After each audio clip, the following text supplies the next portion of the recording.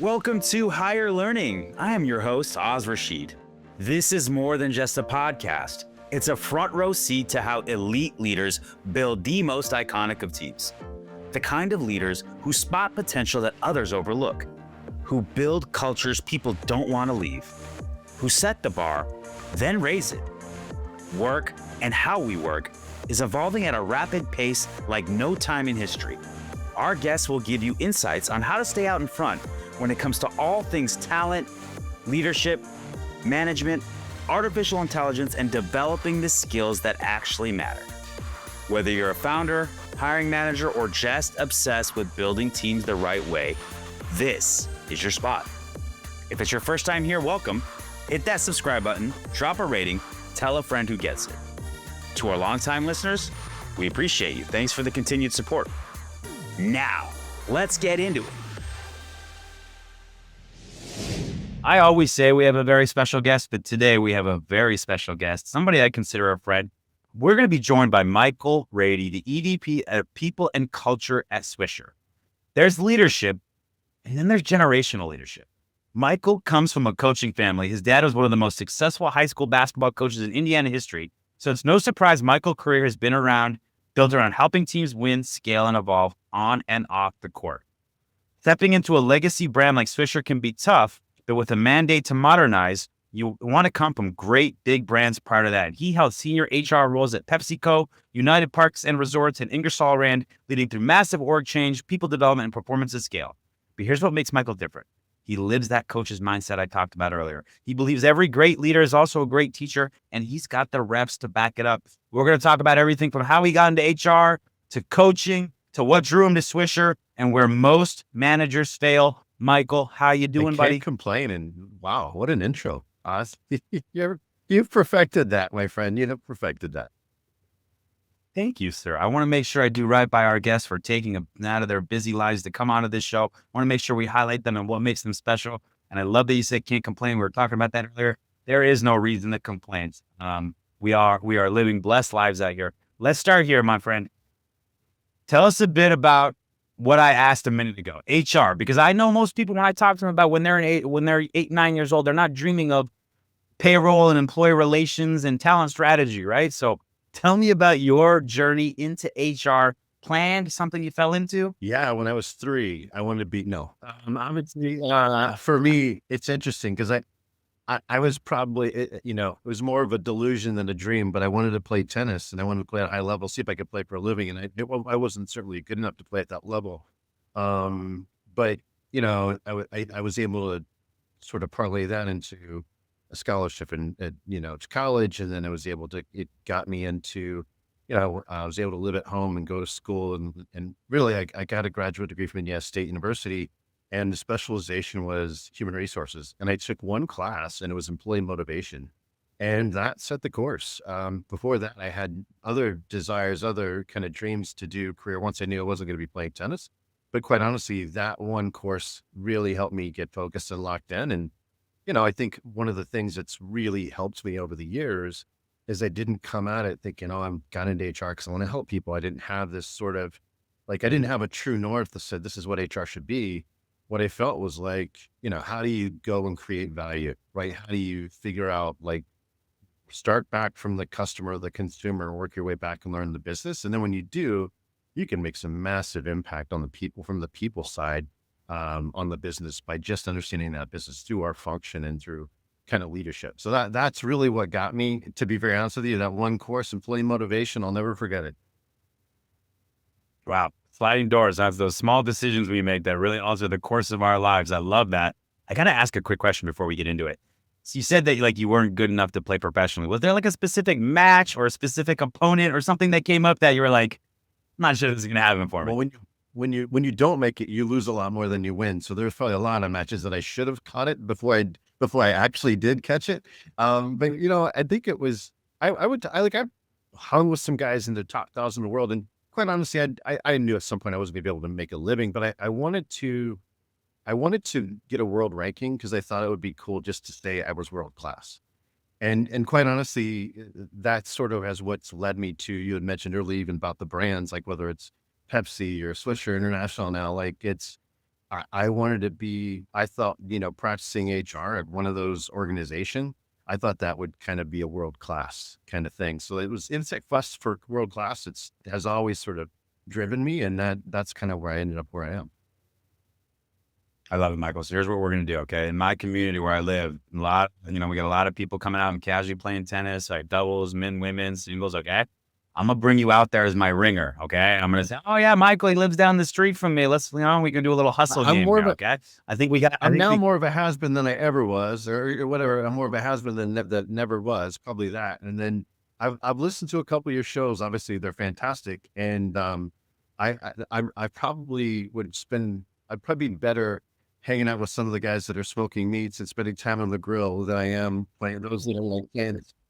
Okay, all right. Hey, well, listen, we love to compete here. We're gonna talk about that in a minute because that's a big theme throughout your life. Let's start here though, or let's Yeah, go here.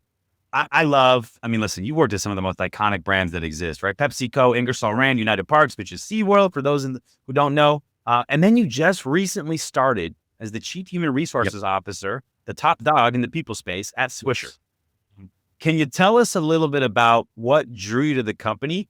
And then a little bit about Swisher so people who are, for the uninitiated, don't know. Look, here's what drew me to Swisher, is that a couple of years ago, I had sort of talked to them, and I developed a good relationship with their CEO, and but the timing wasn't right, and I think sometimes as it just happens, my wife and I had moved 9 times in 18 years of marriage, and that would have been probably like 10th and 12, and we had just gotten into Orlando and gotten really set, and my boys were flourishing with a friend network, and so it was really hard to pull them out. And you move a lot in corporate America sometimes, unless you're sort of at a place where you can grow and not have to relocate because you're at a corporate headquarters or whatnot. I wasn't in really that situation for most of my career, and so being in a field or moving around, you're always trying to find a way to grow. But there's not that many opportunities within an organization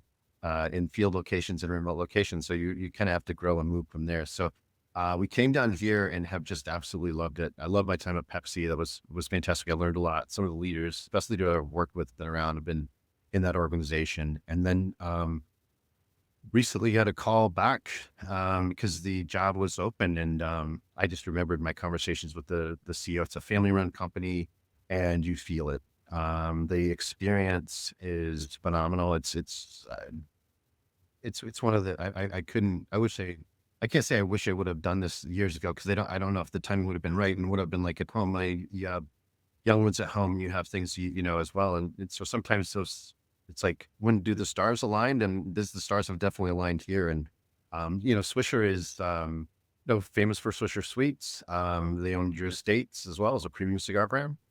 We have other modern oral nicotine products, and now expanding into some energy stuff with caffeine in our Mojo. Yep, I love that. One of the things that, and as I did more, research on the company, one of the things I love, and we've talked about this offline, I'm sure you're okay with me sharing this. When you interview, you always are like, okay, well, that sounds good, and you kind of take a leap, right? But then when you get there, sometimes it can be underwhelming, and that has not been the case for you. It sounds like it's surpassed expectations. So for people that are interviewing a Swisher or thinking about interviewing a Swisher, sounds like whatever you think it is in the interview process, it gets even better when you get there. Tell us a little bit about that and how that's been So for you. it's interesting because when you start a new organization, I'm like 30 days. I'm sorry, 3 months in. So it's what you look for is at least I do. One of the things when I first sort of talked about, and I know I've shared a story with you about a podcast that I was fortunate enough to do with Taylor Jenkins, who used to coach for the Memphis Grizzlies. And I remember having this really deep conversation, and he was so profound because I was talking about trust. And he basically said it isn't about trust, it's about care. And he's like, we don't know. He sort of like went into all the different things of people traveling, being away from families, and then also sacrificing and for the common good of the team, trying to win a championship. And in that message, he was like, people won't do it if they don't know you care. And so when I sort of talked to the CEO and I talked to them, like, that's where I want to sort of help understand the business and then work back. And how do you build a culture that's based on that? And it's been fantastic ever since.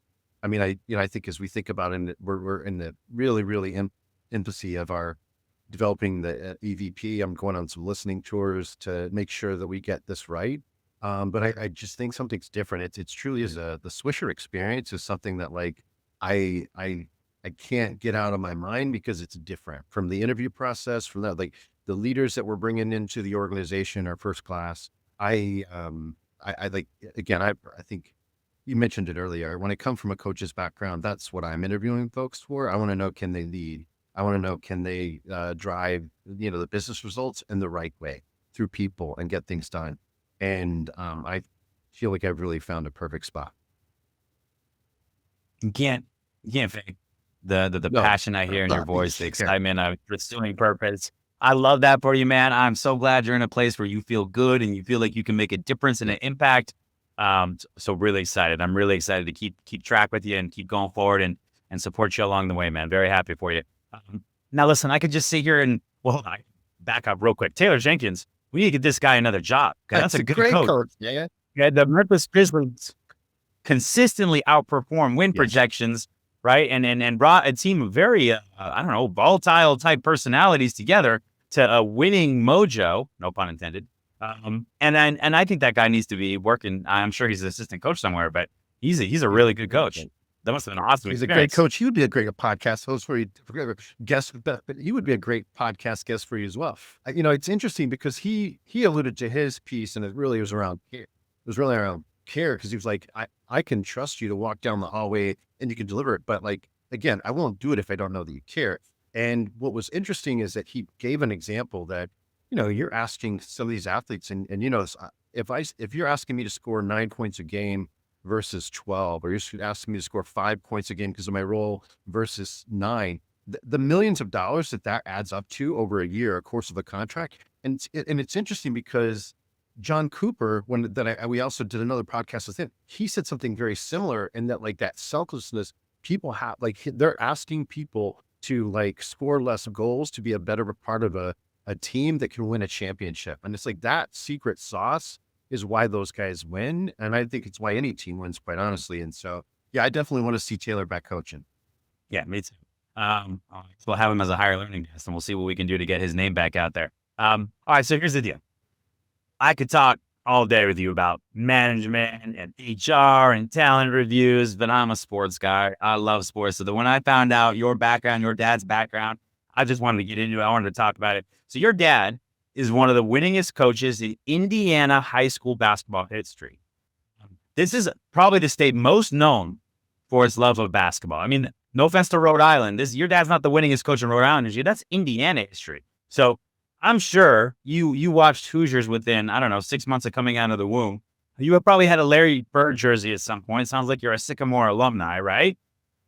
What did you learn from your dad as a coach that's translated into your business and corporate success today? So it's interesting you asked that question because it's pretty easy. And I think I probably, there's so many, but I would tell you, and this isn't a like falsehood in any way, shape, or form. But my earliest memories of my father and his coaching were a lot around being in the moment and not being a practice player. You got to be a money player. So when chips are on the line or when you're in the heat of battle, you have to do it. You have to be able to perform. He was always one about like removing although he could get pretty fiery, but like when he was making decisions for the team, he would remove all emotion from those decisions because he knew it had to be about what's best for the team, which is why I ultimately got cut, because he certainly didn't. I feel I was good enough to be on that team. But it's interesting. When I went away to school, Oz, he wrote me this really long letter that was pretty cool. And he wasn't like, he was like a coach's coach. His nickname was the sergeant before they called Bob Knight the general. Like that's how kind of like fiery he could be. That's Indiana basketball royalty right there. Wow. And so but I remember him writing this letter to me, and he was like, "Hey, I may not have been at all your tennis matches that you played. I may not have and you're a kid, you're trying to figure it out. You kind of wish they might have been there or whatever. But what it was is like, I'm not always going to be there for you. And so like, you need to be able to perform when I'm not there." And like those kinds of messages and removing your, emotion from a decision before you have to, because sometimes, we do in our space, you have to make a tough call on a person or, if you remove the emotion from the decision, but then like, how do you still, after the decision's been made, then how do you quickly pivot and adjust and then go help and care, show and show that you want to help, right? Because at some point a decision may get made, but then how do you treat people with class and integrity on the way after that? Or how do you bring in the right talent? And so I've always sort of looked at coaching and especially in our world in corporate America as I like this leader as a coach model. And it's really around capability, culture, and pace. And, it's just, it carries over into work as well as athletes. If you don't have the capability in your team, you need to build it. If you have the capability on your team, you need to grow it. But just like in any kind of sports setting or whatnot, you only get a player for 4 years, maybe 3 years, maybe one now with the transfer portal and those kinds of things, but free agency. So you always have to be looking for talent externally because you're always going to have somebody come through that cycle. So that you own capability as a leader. Then you have, we talk about culture. It could be a high performing culture. It could be a culture recognition, those kinds of things. So like it is your responsibility as a leader to be in that space and then have and drive the right culture. And then finally that pace piece is that it's just like anything else. When you're doing high performance training, if I push you too hard as a coach, it's going to end up in injury. And it's like we've talked about in different things. If we push our people too far, then it's going to lead into burnout. It's going to lead into turnover, those kinds of things that we don't want. So I think capability, culture, and pace, those are probably the three things, just watching him grow. And then, I think I would end that with, I didn't understand how, like, he would be the generator of this. And I know you, in one of your podcasts, we talked about crew. You had just recently had Christoph on there, and he was talking about bringing people in together for some work. And I was like, yeah, that just reminds me of some of the things, like, when my dad would have in the summer, he would bring all his people over and just coaches. And like, they would just like go through different things. And it would be like rival coaches, but I would watch them talk about different places because he was just a constant learner. And so I think for me, it's always like, what's the new latest? How do you like not tap out or grow, grow out of your role? How do you actually continue to just focus to learn and get better and not feel like you have it licked, right? Because you're always going to learn new things. And obviously technology certainly has been a bit of a disruptor for over years and years and years, but then just even the workforce and some of the things that have gone on. So I think constantly trying to figure out, how do you reinvent yourself? How do you become better? Those things are probably massive. I wouldn't be here if it weren't for probably learning that from him in such a way. It's so amazing that you've been able to apply it in such a different and unique way. But there's some of those lessons transcend that coaching as a leader, whether it be in a corporate setting, whether it be on the court, right? There's a lot of synergy, and there's a lot of parenting analogy there too. There's a lot of different parts of life that come into that. The story that you told about your dad, it reminds me of a quote that I've just been obsessed with over the last couple of weeks because I heard it and I've been sharing it with the team, and I did in our Q3 meeting. It's prepare like you've never won, perform like you've never lost. Yeah. I just love that so much. I just think like the ability to be humble and tenacious and ravenous when it comes to getting prepared for practice or whatever it may be. And then when you get into the moment, having the confidence as if you've never lost and being able to go execute out there. I just love that. I love that. And then just, reminded me when you said your dad said that to you. That's great stuff. So let's see here. Okay. We have both you and Michael Jordan look great with a shaved head. Both of you like cigars. And both of you got cut from your high school basketball team. I don't know if we've seen both Michaels in the same room. I don't know. But here's what I'm going to ask you. Your dad is the one that cut you. So that had to, I mean, as a high school kid, that had to smart a little bit. I imagine it hurt a lot at the time. What did you take away from that? And how did you blossom after that? I didn't make it easy on him either. Because we were like, literally, I remember I was sitting at home. This is the other thing too, right? Like, you don't realize these things when they're going on. But like most people, like he would have a list. I know it was always important for him to not just like put a list up and have people's names. He actually had a personal conversation with the people that he was cutting because he wanted them to feel a certain way, which I think is important. But I was sitting on my bed, probably listening to, man, at that time, I'm not sure who I was listening to, but anyway, we were probably Beastie Boys or something at that point. But like, we were like, I don't know. He came in and he was like, hey, I think we both agree that, you don't have the experience. And I wanted to be like, why? I don't agree. But like, I couldn't say that, but I was like, at that point, I was like, well, okay. And then he ends up going, like, it was, I could tell it wasn't easy on him. And I wasn't going to make it too hard, but I was like, at that point, I was like, just let me be like 10th, 11th, 12th man on the team. Cause he said I could be 10th, 11th, 12th man on the team, just not probably good enough to play a lot. And so that's where he was like, you're going to have, and I think the cool thing about it is, although it's me, right? But he didn't want me to be a distraction from the team. So I can't argue with his sort of true north of like the team. Right. And so, it was a powerful learning, to be very honest with you. And I liked basketball odds, but I loved tennis. And so it was a big difference. And so like, yeah, and that was a difference because he really wanted me to be an athlete. He would have made me be an athlete. My brother wasn't, but what he wanted me to do was he really hoped that I would play a sport because of what you learn. To your point, you learn humility. When you get beat, like it should sit with you. It doesn't define you, but it should sit with you so that you go back and you try to reinvent yourself or do something different or get better, right? Even when you win, I can remember watching him after games, and it would be 4 a.m. I might have got up for whatever reason. I certainly wasn't getting in that late because he would have went nuts. But I would go downstairs and he would be breaking down game film Oz after a win.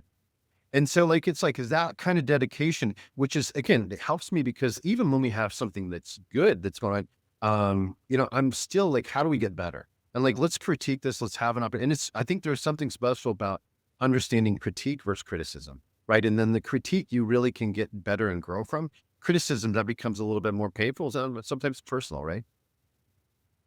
All-time winningest coach, right? One of them, I yeah. mean, you see it in Rosie's putting in and you know what? I mean, there's just so much to take away from that.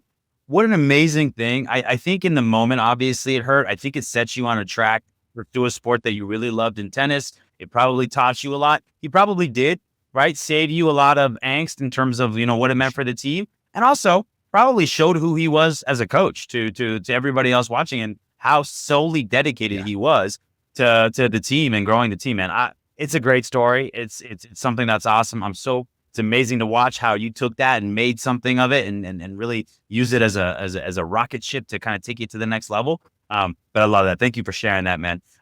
You've said coaching is one of your biggest areas of strength as an HR leader. You believe that leaders and managers have to be excellent coaches and mentors. Just interested, examples of your career of great coaches, and what are some of the things you think our listeners would have to put into place to step up their coaching game as managers? I think that piece of, a lot of times we think about continuous learning and we use it for ourselves as opposed to continuous learning to be a better coach. And so I've always had a mantra. My saying is, I want to care more about your career than you do. I can't want it more. Right. So I will, if I care more about your career than you do, then I'm going to work hard to try to find a way to help you grow your career. So if somebody comes to me and they say, Michael, I want to be a CEO, I want to be a CHRO. I don't say, well, you know what? I've never been a CHRO, or I had never been a CEO, so I don't know. My response is, okay, then that's what we're going to do. And been fortunate enough, like obviously, whether it's a Pepsi network, I've had a time to talk to like a Bob Ravner or a Kevin Cox and these, CHROs. And I wasn't just, when I got time to sit with them, it wasn't just about me. It was about, how do what are CEOs looking for? What's the most things that CEOs need from a CHRO? Where do they weigh in on, if it's the board interactions? And so it's like, now I can go tell a junior talent or even a senior talent, they say, I want to go do X, Y, Z, and I want to be a CEO. Then I can actually say, well, here's what a CEO is looking for. Here's what a CEO needs to have in their, like what could be a mid-cap company. And okay, I need to go learn X, Y, or Z. And do I understand M&A? Do I understand, like, where do I need to have my skill sets at? And so I sort of said, I want to be, but like, sometimes it requires a move. Sometimes you may have to leave a company to get what you need or whatever. And I never wanted my folks that I was coaching to feel disappointed. So that's where it's like, I can't want it more. Cause in that coach relationship, you always feel terrible if you just let your coach, you feel like you let your coach down. Like that is just deep. And you don't want to put people up. That's the most effective leadership relationship, right? When you don't want to disappoint them, right? Not when you're afraid of them, but when you don't want to, you don't want to let them down. And then again, I'll go back to the analogy of parenting too. Same thing. So where I think, to me, that probably has been absolutely critical. And then, so I've always tried to figure out, and I still do today, like, what are people looking for and how do I get that? And I've seen too many people and maybe it's different now because it's been a while since I've just entered an organization, but too many cultures when someone comes in and they're like, hey, I want to be a CEO. All too often people are like, well, you can't do this because you don't have a Harvard MBA, or you can't do that because like, why begin that incrementalization of someone's passion? Why be that first person to do that? It just doesn't make sense to me to ever want to do that. And so it's like, how do you take what they say and then go build on it? And if you can get yourself to just say, that's what we're going to do, then you start immediately building on that and you build their confidence and you build sort of that road for map for them. And I just think it's absolutely critical. And so for me, leaders really should spend time thinking about how can I be a better coach? Because I've had so many times where you have leaders that have these large organizations. They can have 400 people in an organization. They have 40 people in an organization. How much time do they spend thinking about being a better coach? They may be thinking about X, Y, and Z and drive this volume, drive this number of sales, or from an operational perspective, get this kind of, total efficiency. But at the end of the day, like, how are you doing it? You're doing it through your people. And so how do you develop the followership that's required in those environments? And you can only do that when you know how to be, I think, a great coach and understand what your team dynamics are. Good stuff, man. I'm really excited to dive into the talent stuff. I know you have a very informed approach about how you do all this. So let's just do it. Let's just rip Yeah. off the Band-Aid.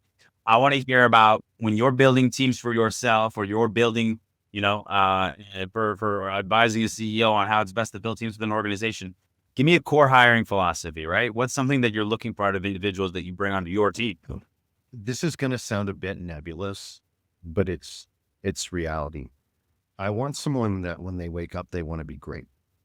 And that's nebulous, but you don't get to be really good without spending extra time understanding how you can be great. Whether that's you want to be the best at assessing talent, whether that's you want to be the best at understanding risk in our environment. Although I do feel like there was a saying that you can't cut yourself to greatness. So I think as an HR practitioner, I don't think you can compliance your way to greatness. Sure, we have to have compliance as something that we pay attention to, that we respect and that we understand.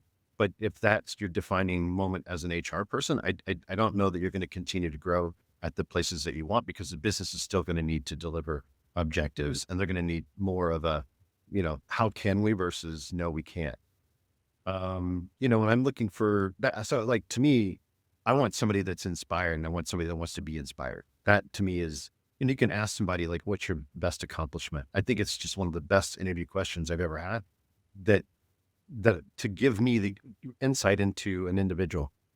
You'll find out, are they just about me being me, or are they about the team, or, have they really done things on their own, or have most of their accomplishments been because they were part of something else and they were kind of a free rider, right? So like that question to me, I absolutely love. Okay, great question. And see, this is somebody that's listening to the podcast. You're getting out in front of the questions that I'm already going to ask. I see you working here, Michael. You are through higher learning.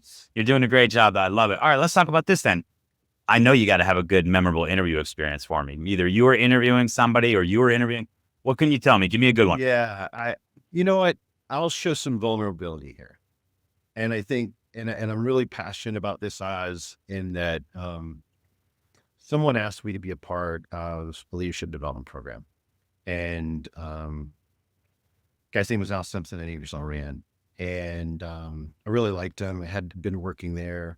Not many people were invited into the leadership development program if you were already a hire, they were taking kids mostly from the great like HR programs that are out there. And my response to him was, would I have to get on a plane? And he said to me, what? And I say, would I have to get on a plane? I kind of doubled down. I probably should have rethought. Again, this goes back to like being a first generation corporate American kid. My dad was a basketball coach. My mom was a secretary. So like I didn't know what to say in those environments. And he just said, what do you have against planes? I said, I'm afraid to fly. And he's like, well, you're going to have to get over that. It gives me a big slap on the shoulder.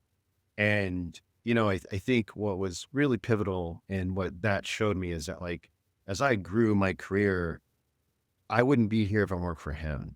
Right. So he was able to look past like the work. He was able to see the work product and get past that one thing. And I think sometimes we can be lazy and we can kind of go, well, I heard this one thing, and we don't go deeper, and you miss really someone's true character, what they can really drive. and so for me, it was like, that was important for me to understand that, like, as I'm interviewing and I'm talking to people, like, help people through situations, help give them sort of the answers to the test in a way so that you can see their true colors and what they really can do as a talent. That was a pivotal interview point to me. And I think probably the other one was, I'll never forget, because this also started me on my journey. I was asked, I was like I was working full time. I was going to graduate school full time. And that's when I was really trying to play tennis at a different level. And, I remember I went through all that stuff and I said, at the end of the day, I failed. And the interviewer said, well, you didn't fail, you tried. And I was like, no, let's make no mistakes. I wanted a world ranking. I didn't get it. So I failed. Now it's like what you do after that. And what did you learn from that? And how did you like set yourself apart, or try to set yourself apart from your peers by figuring out how to go create value or drive that kind of impact to the business. And I'll never forget her like shaking her head and writing the notes down. I think that was probably one of the things that helped me get one of my, that first job. And so to me, I think those are important. I mean, I've had a lot of funny ones where people will talk about their, you know, their like what they did and they, especially like when I'm saying, what's your greatest accomplishment? There's been a lot of funny ones that it's been like, yeah. And from a culture perspective, this may not be the person that we're going to be bringing in the organization. So I appreciate that. I appreciate you being vulnerable and opening up like that. I will let our listeners know that I too, at one time, did not like flying. I mean, let's be real. It's a metal tube, 30,000 feet in the air. It's not the most natural thing. Okay. I think the thing that helped me get over it, because I had to travel a lot for work, and if I wanted to really build this business and do something, I just had to kind of, grin and bear it. And even to this day, it's not my favorite thing to do, but sometimes you just realize you don't have control. You just and that was probably the biggest problem, because usually like I'm the type of guy that's like, something goes wrong, I'm gonna do this, I'm gonna do that, I'm gonna do that, I'm gonna do this, I'm well prepared.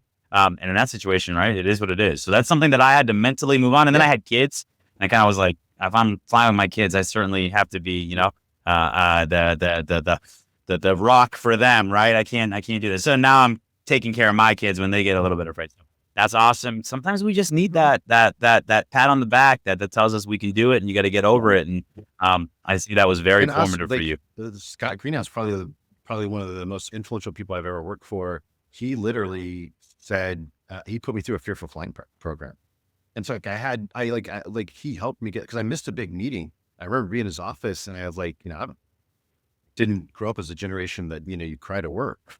Like, I remember like really struggling, thinking I might lose my job. And he put me through a fearful flying program. And then like literally then like the very first flights after like 9/11, I was on planes, I was flying. And so like something like that could have probably really set me back. But like, when you have an organization's support and a leader's support, it really allows you to improve. It allows you to grow. It allows you to kind of do so. And I think you mentioned this a little bit earlier. And despite like when you're in that sort of a safe space, because you have that trust in your leader, they care, then I can move forward. I can accomplish big things.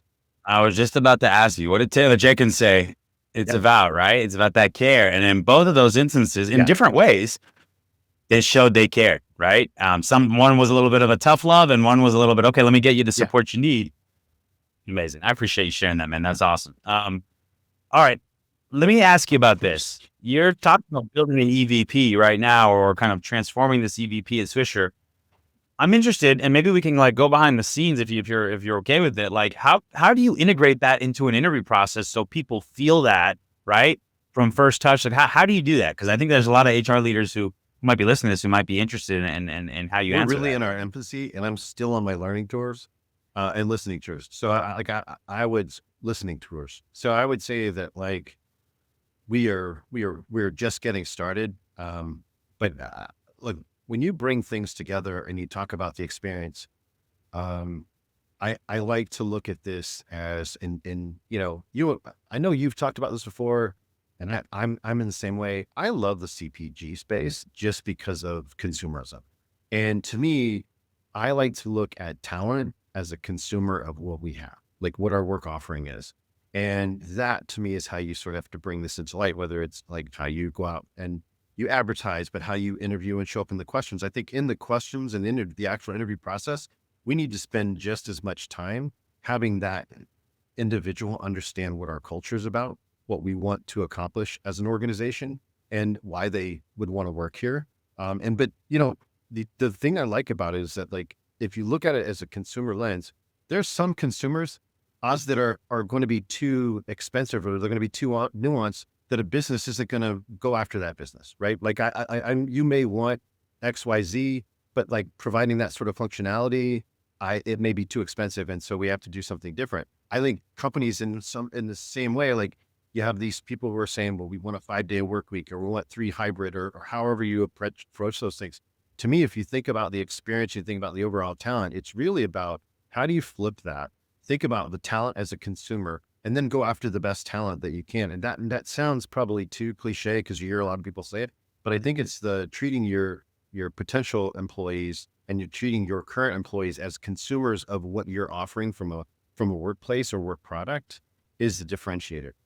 Oh, such good stuff. Last one on hiring. Can you tell me when you miss on somebody, is there a theme or something that's come up that's been like kind of a blind spot for you that maybe you've evolved over your career, or maybe something you're still working to get better at? I think missing on talent I think that the number one miss is probably getting the culture piece. Like, when you miss on a talent, you thought they were going to be the right person for the culture. And there's sometimes you can hit it off with people in a good way, and maybe you don't go deep enough, right? Like, I don't like to, admit that, but like, we've all made mistakes in that space, and we've all like sort of, gone maybe not as deep as what we want. And I think sometimes too, like, I found like at some point in my career, I still have to ask my questions, and I still have to kind of grow, like kind of get after what I'm looking for. Cause all too often you can just, and whether it's a large organization or whatnot, you can get used to listening to the feedback. Hey, they're a great talent. They're, can't miss, or this is the person you need for the role. And when these are people that you work with every single day, and you build this trust, and you know that they know what winning looks like, it's sometimes like I think you can get caught up in, maybe not going as deep as what you really would normally do when you get in that. And I think when I've made mistakes, it's typically been from there. Because maybe what I'm doing is, they may be able to run the business, but they may be not a great cultural fit. Okay. All right, I want to take a little bit of a different direction. I love to read. I'd be interested if there's any books that have been read recently or in the past that you'd recommend for our You know listeners. what? I have not. If you like, I probably have not. Starting a new job, I haven't had a chance to do a lot of reading. But I will tell you, what's interesting is my wife and I, for our 25th anniversary, we took a trip and we did some hiking, but we ultimately had some time at the Biltmore. And so, to be very honest with you, I've got so enthralled with that whole Gilded Age area, and been watching Gilded Age. Nashville? Are you talking about Scottsdale? Where? Nashville. Okay. And so it's just like what they did and what they were able to accomplish at that time was pretty impressive. And so I like just understanding that. I've probably read 2 or 3 books just on the Biltmore itself. But the book I do have on my desk right here that my wife has given me is Beneath a Scarlet Sky. So I will let you know how that one goes. Okay. Love it. All right. Last question. If you had to give, before we get to our speed round, we got a speed round. If you had to give 20-year-old Michael some advice that you didn't know then, but that you know now, what would it be? Man, it's a loaded question, because again, going back, like, you never want to live in regret. And I remember hearing my father say that you never want to live in regret. So I think there's probably some areas I wish I would have learned more how to navigate an organization and spent more time figuring out how to do that. So I think I could have been more efficient in my career if I would have been able to do some of those things. I don't take things back. I mean, as I stepped outside of Ingersoll Rand, had a fantastic strategy where they wanted you to have 2 different businesses, 2 different geographies and 2 different functions. It was called 2x2x2. I stepped outside of HR to go be a lean leader and run a business. Those things have really given me a ton of credibility, because I've owned a P&L, I've managed a business. I've also understand process improvement at a pretty high level. And so like those things help me a lot. And I've had all the customer calls, I've had challenging customers. And so that was an incredible experience.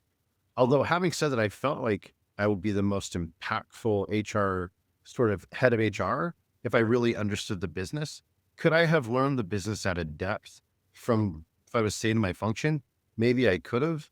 But I think at some point, and I think we all probably have seen these things play out in the past, is that like it's like the book says, it's what got you here isn't going to get you there. You move so often, like when you're early in your career, that like you just sort of think your work product is going to get you there. And what I didn't do probably is build an effective network, and I didn't understand the power of networking. And what I tell a lot of young folks is that when we hear networking, a lot of people will say, I'm not into that. It's political. It's not. But networking, one of the things I learned as I moved through it, and I had a great friend, Michael Tuller, who's at Pepsi, and we talked about networking. Really, that network is about moving quality work forward faster. And because you have people and resources to do. And I probably was too junior or too like, not really too junior. I was probably just too, I didn't know. I didn't even know to ask those questions. I didn't have that kind of mentorship to kind of help me get there. And then if I would have understood that, I would have known I probably could have got a lot more work done and a better work product, even by just being able to leverage a network to get things done faster. I think that to me is the one. And all too often, it's interesting. I'll tell you the story because it's an important one, I think, for young talent is when I went up to headquarters at Pepsi, people had these about me decks and people wanted to get them in front of me. And I actually got a little bit cautious myself. And I remember talking to one of my leaders is like, this may not be good for me because I don't know if I can do that. That just doesn't feel natural. And I remember her telling me that, like, you know what I've found ways to network is find people who are really, really good at the projects you're working on and try to get time from them. And then when you get time from them and you start learning from them, they actually can see your value and they can see your critical thinking.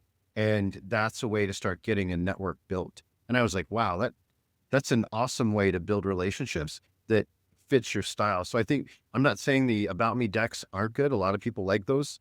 But finding out how you can be, how to network or however you want to grow your career, I think finding out what's true for you and where you feel most natural, that's super important. That's probably where I would have spent the most time talking to my 20-year-old self, knowing what I know now. Profound stuff. Very powerful, man. I appreciate you sharing that story at the end too. Okay, here we go. I want to get into the speed round. I've got some questions for you, sir. You are not aware what these are. We're going to find out a lot more about you because of them. We're going to start here. Greatest sports memory. Greatest sports memory, man.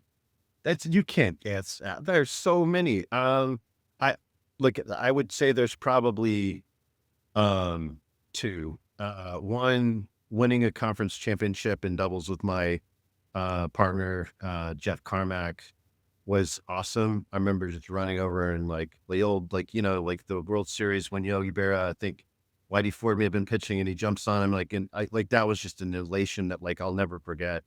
I think from watching sports, being a Red Sox fan and being down 0-3 and then coming back to be the Yankees probably is great. It's probably the greatest thing, when I got a chance to watch it. So Probably the most memorable. It's definitely the most memorable comeback of all time. Definitely one of the most impactful. I mean, honestly, I loved baseball growing up.